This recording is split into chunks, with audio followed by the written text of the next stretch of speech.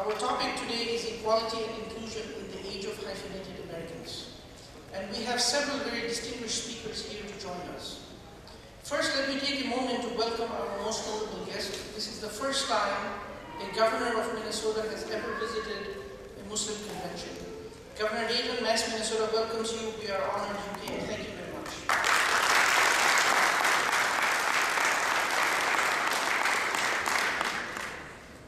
As we look at today's changing demographics and the impact this has had on the political landscape, it is clear Muslims belong in Minnesota.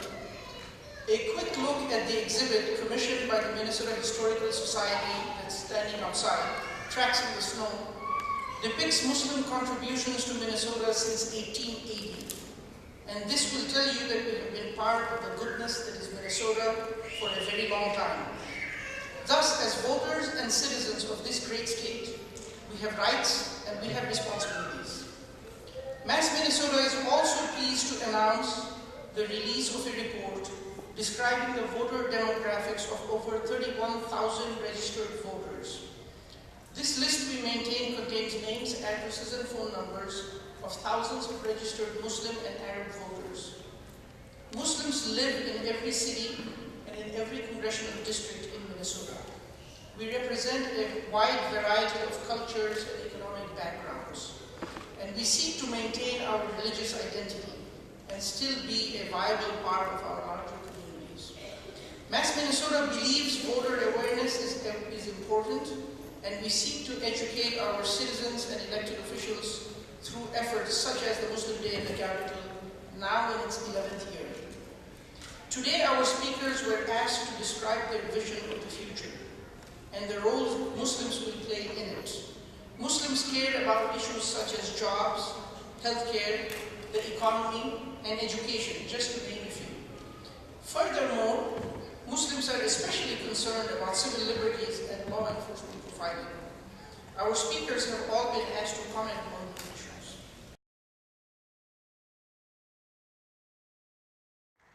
Thank you very much, Mark, for that very, very gracious introduction.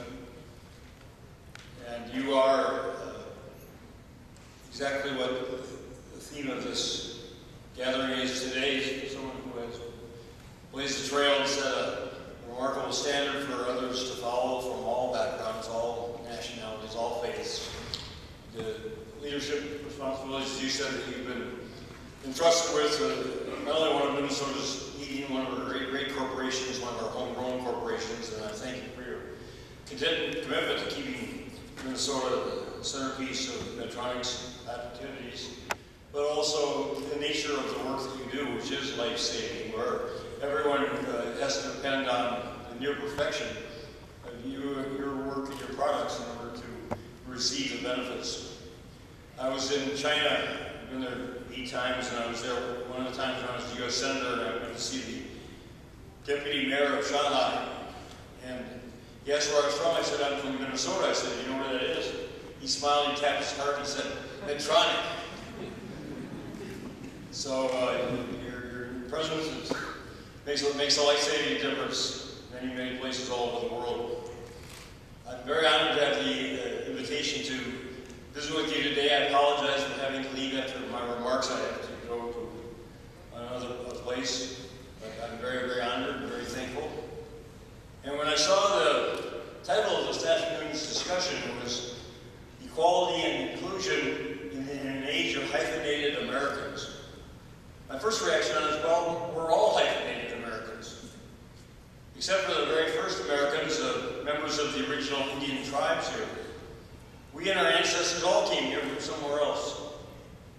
We all have a hyphen.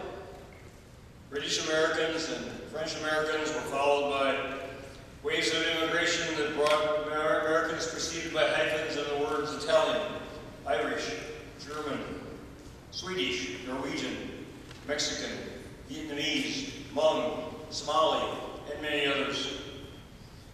Different religions also led to hyphens. Catholic Americans, Muslim Americans, Protestant Americans, Jewish Americans, and others. The critical question is whether these first words and hyphens are used to describe us or to define us. Whether the second word, which makes us all the same, Americans, is more important than the first words that make us different. Unfortunately, the history of the world is a history of wars, atrocities, and injustices caused by people who use those hyphens to make others unlike rather than alike themselves, to make them enemies instead of friends. Why do human beings behave like this? Is it inherited? Is it transmitted in the genetic code? Or is it learned behavior? My own opinion is that all, or almost all, of the worst human behaviors, prejudice, hatred, bullying, discrimination, and bloodshed, are learned behaviors. So how do we unlearn them? How do we erase those bad habits and replace them with good ones? Acceptance, appreciation, compassion, and cooperation. Obviously, it's difficult. People much smarter than I am have tried and failed. But there's an old saying that success comes from being knocked down 7 times, but standing up 8 times.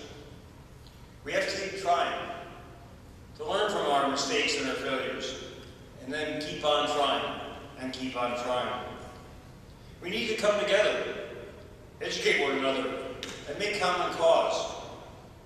We need to share our vision for what we want our communities and our state to become, how we want our citizens to behave, and how we can lead them to do so. That is why your civic engagement is so vitally important. And it requires courage, patience, and persistence. It's human nature in the face of wrongdoing to withdraw. Unfortunately, wrongdoing left to fester usually becomes even worse. To make progress, we need courageous people who are not only willing to brave adversity, but also to respond in new and better ways. When newly elected Congressman Keith Ellison announced that he intended to take his oath of office with his hand on the Quran, reflecting his Muslim faith, he was unfairly condemned by some. He could have lashed back at his critics. Instead, he educated them by pointing out that President Thomas Jefferson, author of the Declaration of Independence, had chosen the Quran for his swearing in as president. Keith led by example, by being more mature than his adversaries, and by modeling better behavior. What I wish for Minnesota is for more of us to act like Keiths, to rise above the garbage thrown at us, and continue building inclusive communities of people who respect their differences, but even more, appreciate their similarities. And we need to give people, especially young people, more opportunities to experience the thrills and joys of succeeding with people with different hyphens, rather than the suffering from fighting against them. I love watching youth sports. When teammates of different nationalities, races, and religions hug or high-five one another after a goal, a touchdown, or a victory. They've come together, practiced together, and now they have succeeded together. That's my wish for Minnesota. We will be the best place in the world in which to live, to work, raise a family, and prosper, because we have best come together, practiced together, and now succeeded together. That success depends upon all of you, and all the Minnesotans of Muslim faith, all the Minnesotans of all faiths, from all backgrounds and nationalities. All of us coming together and learning new ways of behaving together more constructively. That's why leaders like Omar and like Keith are set a model for all of us. Show us a path, although each of us must make our own path according to our talents and interests. The fact that they set standards of civic engagement and leadership, involvement, highest levels of integrity and compassion and concern for others, that's a role model for all of us to follow. We're glad that you're in Minnesota. We're glad that we have the diversity that we have, which is the source of, once again, of our great strength. It's always been the source of our strength. It's always been the source of America's strength. We just need